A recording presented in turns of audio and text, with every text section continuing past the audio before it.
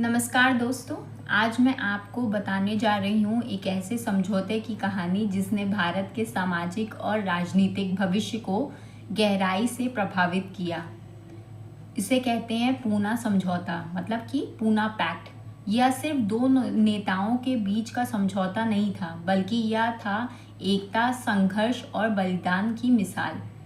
तो कुछ बैकग्राउंड के बारे में समझ लेते हैं। साल था 1932।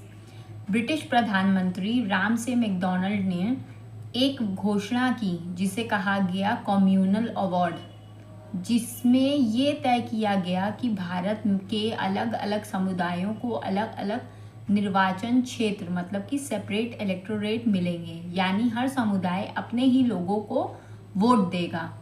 इसी में एक फैसला हुआ कि दलितों, मतलब कि डिप्रेस्ड क्लासेस को भी हिंदू समाज से अलग वोटिंग का अधिकार मिलेगा।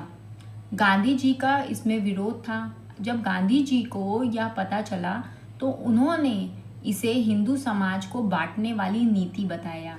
उन्होंने कहा कि दलित हमारे अपने हैं, उनसे अलग व्यवस्था करना उन्हें और अलग थलग कर देगा। और इसी विरोध में गांधी जी ने येरवड़ा जेल जो था पुणे में रहते हुए आमरण अनशन शुरू कर दिया। Doctor B.R. अम्बेडकर का जो पक्ष था वो भी सुन लेते हैं।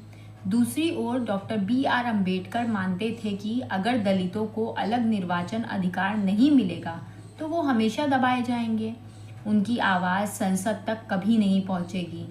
यह दोनों महान नेता थे, अपने अपने समाज के लिए लड़ रहे थे, तो देश भर में इससे रिलेटेड चिंता थी भाई।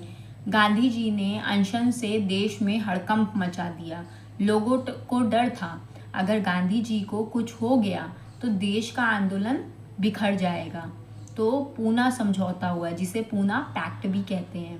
अंत में 24 सितंबर 1932 को गांधी जी और डॉक्टर अंबेडकर के बीच समझौता हुआ, जिसे कहा गया पूना पैक्ट। इस समझौते के मुख्य बिंदु क्या क्या थे? सेपरेट इलेक्टोरेट पहला था, सेपरेट इलेक्टोरेट हटा दिया जाए, मतलब कि दलितों को हिंदू समुदाय में ही रखा गया।